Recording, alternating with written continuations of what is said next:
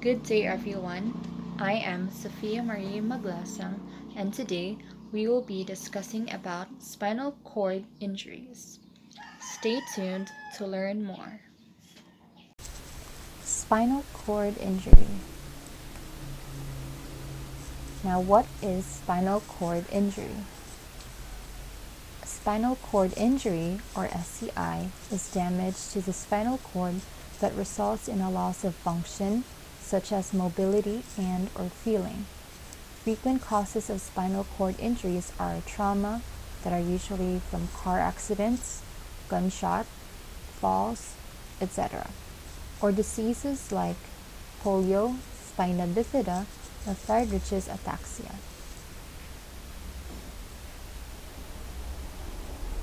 Now, there are two types of spinal cord injury, which can either be complete SCI or incomplete SCI. Complete SCI is one in which the spinal cord has been damaged in a way that eliminates all innervation below the level of the injury, whereas incomplete SCI are injuries that allow some function or movement below the level of the injury are described as a complete SCI. Incomplete injuries are more common than complete SCIs. Loss of or impaired motor function or mobility, sensory perception, and bowel and bladder control often result from a spinal cord injury. Now, there are different mechanisms that bring about these spinal cord injuries. When enough force is applied to the spinal cord, the resulting damage causes many neurologic deficits. Sources of force include direct injury to the vertebral column, which are fractures, dislocations, and subluxation or partial dislocations, or penetrating injury from violence like gunshots or knife wounds. Although in some cases the cord itself may remain intact, at other times it undergoes a destructive process caused by contusion or bruise, compression, laceration, or transection, severing of the cord either complete or incomplete. Now, the mechanisms of injury can either be primary or secondary.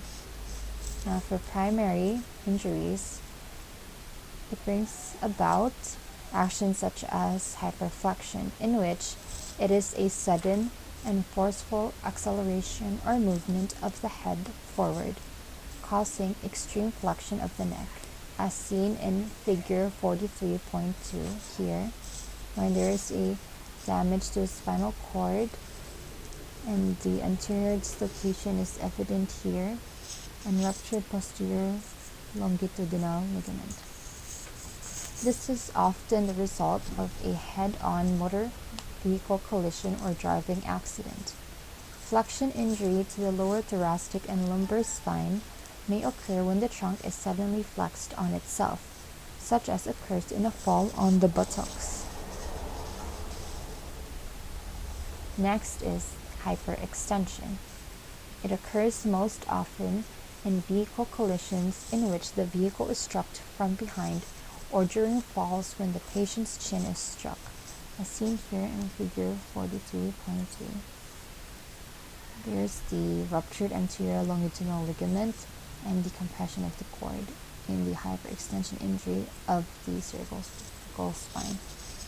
The head is suddenly accelerated and then decelerated. This stretches or tears the anterior longitudinal ligament, fractures or subluxates the vertebrae, and perhaps ruptures an intervertebral disc. As with flexion injuries, the spinal cord may easily be damaged. Next, we have axial loading or vertical compression. Axial loading or vertical compression injuries resulting from diving accidents, falls on the buttocks, or a jump in which a person lands on the feet can cause many of the injuries attributable to axial loading. As seen in figure 43.4, we see vertical compression in which the person here in the illustration fell from climbing up a ladder, while the other one fell from diving and hits a force, which is the rock, to its head. So we have the compression fracture, and here are the affected areas of the cervical spine. A blow to the top of the head can cause the vertebrae to shatter. Pieces of bone enter the spinal canal and damage the cord. Then we have excessive rotation and penetrating trauma.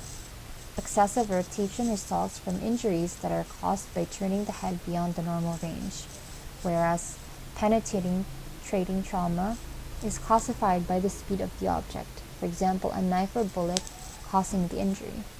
Low speed or low impact injuries cause damage directly at the site or local damage to the spinal cord or spinal nerves. In contrast, high-speed injuries that occur from gunshot wounds cause both direct and indirect damage. Next, up from the primary injuries, we also have secondary injuries. This consists of the hemorrhage, ischemia, which is lack of oxygen, typically from reduced or absent blood flow, hypovolemia, or decreased circulating blood volume, impaired tissue perfusion from neurogenic shock or a medical emergency, and local edema. Hemorrhage into the spinal cord may be manifested by contusion or petechial leaking into the central gray matter and later into the white matter. Systemic hemorrhage can result in shock and decreased perfusion to the spinal cord. Edema occurs with both primary and secondary injuries, contributing to capillary compression and cord ischemia. In neurogenic shock, loss of blood vessel tone or dilation after severe cord injury may result in hypoperfusion. Now for the pathophysiology of the spinal cord injury. Here, as mentioned like before, the mechanisms of acute spinal cord injury can either be brought about from primary injury mechanisms or secondary injury mechanisms. For primary injuries, these include the acute compression, impact, missile, distraction, laceration, or shear. Whereas from the secondary injury mechanisms, we have the systemic effects, local vascular changes, electrolyte changes, biochemical changes or neurotransmitter accumulation, edema, loss of energy metabolism, which is decreased ATP, apoptosis, and loss of neurotrophic factor support. Clinical manifestations of spinal cord injury are spinal shock and autonomic dysreflexia. This are brought about from breathing difficulty, sensitivity to stimuli, muscle spasms, loss of sensation, loss of reflex function, loss of autonomic activity, loss of bowel control, loss of bladder control, sexual dysfunction, and loss of function such as mobility or sensation.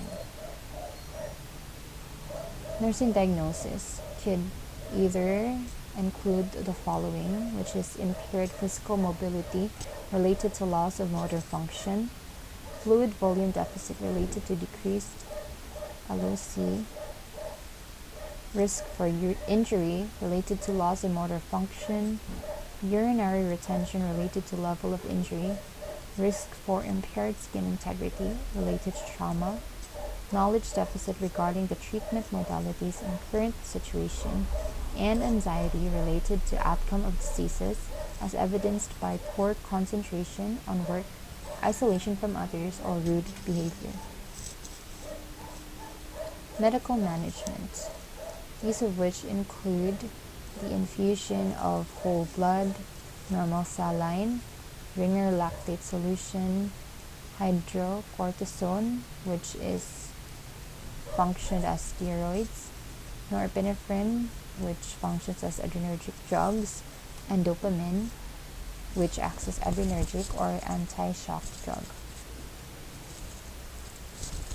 Nursing management for spinal cord injury include resuscitation according to ATLS guidelines, determination of neurological injury, prevention of neurological deterioration, ongoing assessment and treatment of associated injuries, prevention of complications, and initiation of definitive management for vertebral column injury,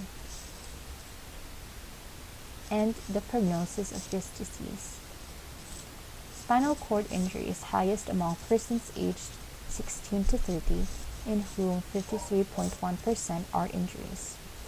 Males represent 81.2% of all reported spinal cord injuries and 89.8% of all sports-related spinal cord injuries. Among both genders, auto accidents, falls, and gunshots are the three leading causes of spinal cord injury. Sports and recreation-related spinal cord injuries primarily affect people under 29. And that is all for now. Thank you for listening.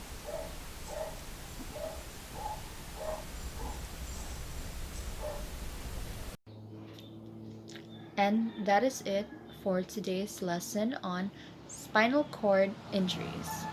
I hope you have learned something from this video.